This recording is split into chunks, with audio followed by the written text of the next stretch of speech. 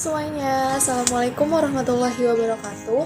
Sebelumnya perkenalkan, nama saya Eka Ananda Laksana Putri dari Prodi Farmasi Fakultas Kedokteran Universitas Lampung dengan NPM 1918031032. Di sini saya akan melaksanakan praktikum mengenai simplisia, yaitu pengamatan secara mikroskopis. Pada percobaan yang pertama ini yaitu ada simplisia amylum.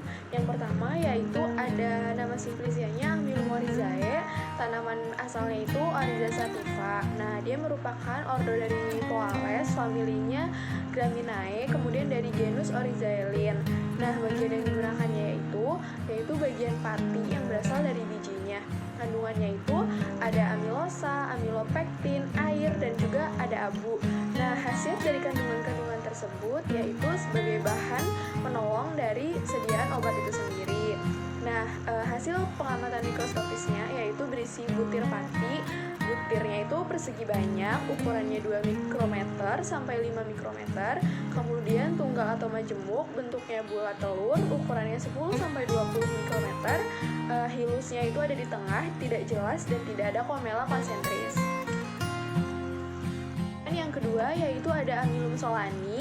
Dia berasal dari tanaman Solanum tuberosum. Dia merupakan famili dari Solanaceae. Kemudian dia merupakan genus dari Solanum. Kandungannya yaitu terdapat amilosa dan amilopektin. Kegunaannya sebagai bahan penolong bahan sediaan obat juga. Nah, hasil pengamatan mikroskopisnya yaitu dia terdapat butiran tunggal dan jaringan berkelompok, agak bulat dan persegi banyak, berbentuk topi baja. Hilusnya terletak di tengah, bentuk garis dan bercabang 3 dengan lamela tidak jelas. Pada praktikum yang ke-9 ini saya mengamati simplisia daun. Yang pertama yaitu ada Datura folium atau daun kecubang. Dia merupakan berasal dari tanaman Datura metal L.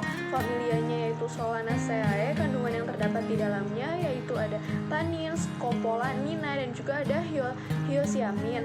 Manfaatnya yaitu sebagai spasmolitik. Nah, hasil pengamatan mikroskopisnya yaitu terdapat jaringan mesofil dengan berkas pengangkut bercabang. Kristal kalsium oksalat roset atau bintang terdapat dalam satu lapis sel parenkim bunga karang, kecuali sel yang berbatasan dengan urat daun. Kemudian rambut kelenjar dan rambut penutup bersel banyak, jumlahnya tidak banyak.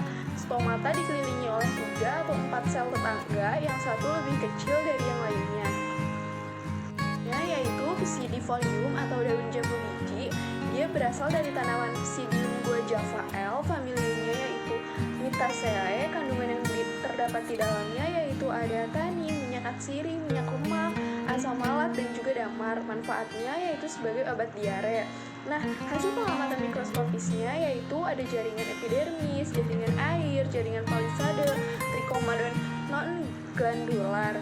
Kemudian epidermis atasnya itu terdiri dari satu lapis sel pipi berbentuk poligonal, dinding antiklinal lurus, tidak terdapat stomata, dan epidermis bawah sel lebih kecil, pipi bentuk poligonal, dinding antiklinal lurus, stomata tipe anomositik, rambut penutup bentuk kerucut. Praktikum yang ke-11 ini saya mengamati simplisia. Yang pertama yaitu ada Foeniculi fructus atau buah adas. Tanaman asalnya yaitu Foeniculum vulgaremil. Dia merupakan familia dari Apiaceae. Kandungannya yaitu ada minyak atsiri tidak kurang dari 1,40% dan juga ada transaneot tidak kurang dari 0,60%. Nah, khasiatnya yaitu ada sebagai carminativa dan juga sebagai obat mulas. Hasil pengamatan mikroskopis yang saya dapatkan yaitu fragmen mengenal adalah endokarp dengan sel-sel palisade, endokarp, sel-sel endosperm, serabut, berkas pengangkut, dan juga ada epikarp. Yaitu ada Simplicia myristiciae fragrantissement atau biasa disebut dengan biji pala. Dia berasal dari tanaman Myristica fragrans Hout. Dia merupakan familia dari Myristiciae. Kandungannya yaitu ada minyak atsiri tidak kurang dari 6,40% dan khasiatnya sebagai anti diare. Nah, hasil pengamatan mikroskopisnya yaitu fragmen mengenal adalah kristal kalium oksalat bentuk prisma, kemudian yang kedua ada endosperm, yang ketiga ada serabut, dan yang terakhir yaitu ada perisperm. Pada praktikum yang ke-12 ini, pertama saya mengamati Simplicia caryophyllus. Dia berasal dari tanaman Eugenia caryophyllus, merupakan familia dari Mitaceae, kandungannya yaitu ada minyak atsiri yang mengandung eugenol, zat serupa damar, tidak berasa, hablurnya berupa jarum yang disebut karyofilin, zat penyamak, dan juga ada gom. Nah, khasiatnya yaitu sebagai stimulansia, obat mulas, dan juga dapat menghilangkan rasa mual dan muntah. Hasil pengamatan mikroskopisnya yaitu sel epidermis bentuk 4 persegi panjang, selapis sel dengan kutikula tebal, stomata, bundar tipe anomositik. Kedua yaitu ada Simplicia amomifructus, dia berasal dari tanaman Amomum compactum, familianya yaitu Zingiberaceae, kandungannya yaitu terdapat minyak atsiri 8% dengan isi utamanya yaitu sineol, khasiatnya sebagai bumbu masak, bahan pewangi, carminativa, dan juga dapat dibuat tinktur. Nah, hasil pengamatan mikroskopisnya yaitu terdapat selaput biji terdiri dari jaringan bersel pipih, dinding tipis, kemudian epidermis luar berdinding tebal, agak berlignin, warna coklat muda, coklat kemerahan. Praktikum yang ke-13 ini saya mengamati Simplicia kulit. Yang pertama yaitu ada Simplicia alstoniae cortex atau biasa disebut dengan kulit pule. Dia berasal dari tanaman Alstonia scolaris, familianya yaitu Apocynaceae, kandungannya terdapat alstonina. Khasiatnya yaitu antipiretik, stomakik, anti malaria, dan juga anti diabetika. Nah, hasil pengamatan mikroskopisnya yaitu anatomi jaringan yang teramati yaitu serabut, sel batu, hablur kalsium oksalat, jaringan gabus, dan juga butir pati. Jaringan gabusnya ini terdiri dari banyak jalur sel gabus tebal, berlignin, dan bernoktah. Sebagian sel 13 mempunyai dinding yang berwarna kecoklatan, kemudian pada penampang melintang dan membujur sel gabus berbentuk persegi panjang dan poligonal.